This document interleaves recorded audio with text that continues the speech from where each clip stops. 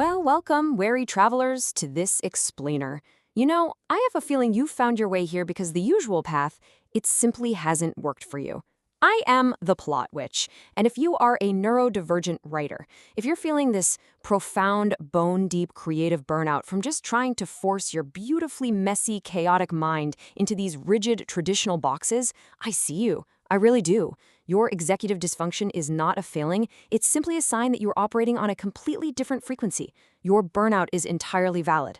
Today, we're opening the grimoire to explore a completely different way to craft your darkest, most beautiful stories. I want you to just let this truth land softly for a moment.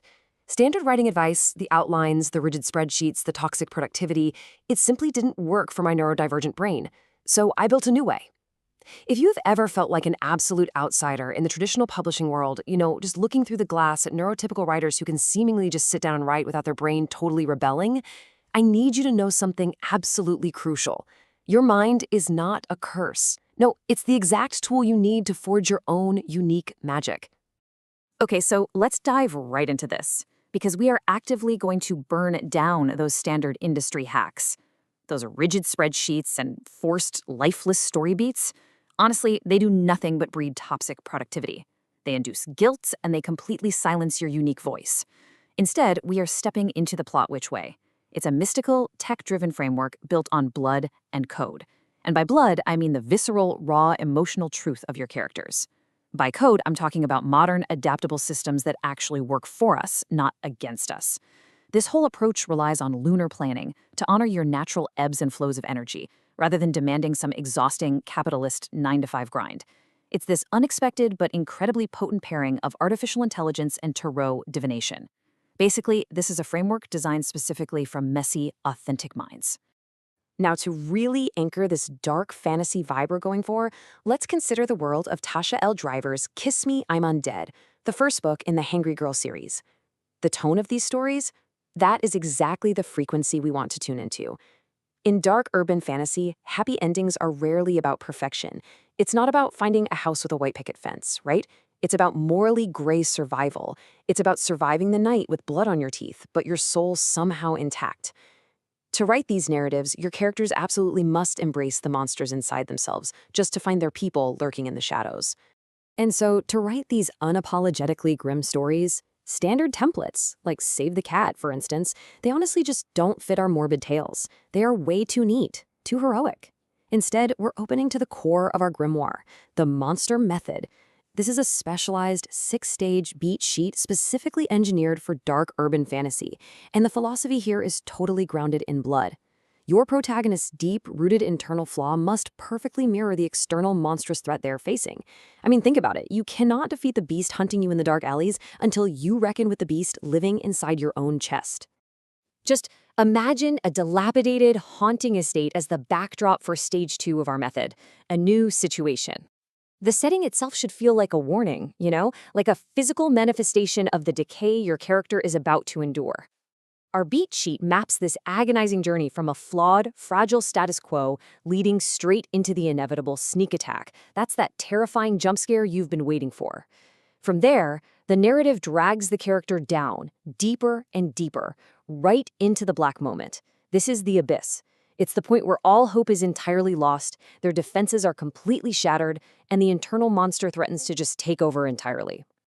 To really understand how the monster method builds that suffocating external conflict, we can explore some original daemon lore. So on one side, we have the Luminosi Brotherhood. They are powerful protectors bound by a strict, unyielding honor code, operating out of Wolf's Crossing. They represent order, sure, but an order that can be terrifyingly rigid. Against them stand the Scori. These are beings associated with everything inexplicably horrible. Led by the fallen angel Lycos, the Scori are true masters of imprisonment and despair. Contrasting these distinct, deeply flawed factions gives us this brilliant way to map out high-stakes, inescapable external threats that will literally press down on our protagonist from all sides. And this kind of world building just brilliantly establishes both internal and external stakes. Consider the hierarchy of our Nightwalkers here. Born vampires are rare, apex predators with the innate ability to create true vampires. They hold all the power. But made vampires? Oh, they are a completely different, desperate breed. Created by a bite, they slowly age without blood, and the sun is immediately fatal to them. Take a character like Freddy, giving him these highly specific, deeply ingrained limitations, like facing a literal death sentence from the Luminosi Brotherhood just for trying to create familiars. It forces him into impossible choices. He constantly has to confront his own internal monsters just to survive another night. Okay, I want us to pause the theory for a second. We're going to practice a little magic right now. We are going to do a live tarot divination exercise. So I want you to just shuffle the deck in your mind. Really focus on the weight of the cards. First, draw a card to diagnose your current creative block. Second, draw for your protagonist's deepest, most shameful wound. And finally, lay those two cards side by side in your mind's eye to map out their internal monster. Just take a breath. Let the imagery settle. What archetype is staring back at you? What is truly stopping you from writing? In our dark urban lore, witches or spellcasters tap into what we call real magic.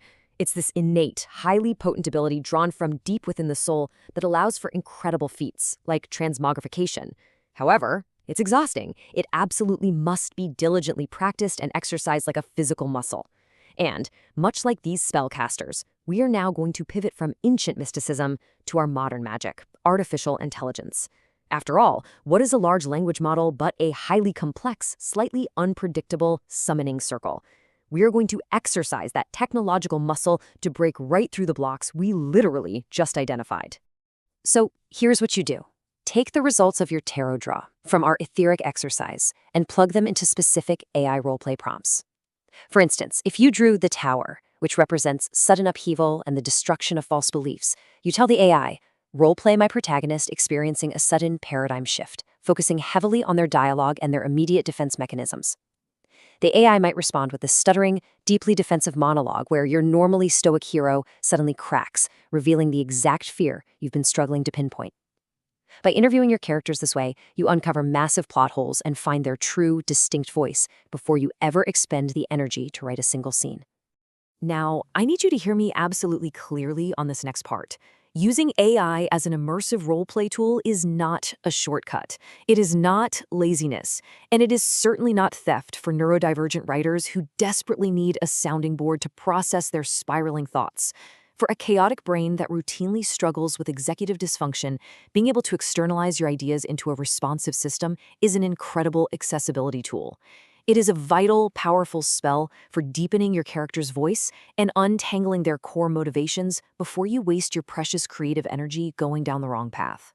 You know, the journey of writing dark fiction honestly mirrors the stories themselves a lot of the time. Just as the characters in Ghouls Just Want to Have Fun must seek out their chosen family in the underworld, we as writers have to reject the myth of the perfect linear writing process.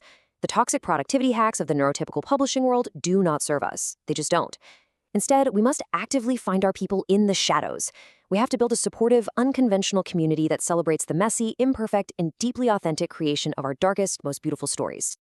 So, before we prepare to close our circle today, I want to ask you something directly. Really sink into this question. What is your internal monster trying to tell you right now?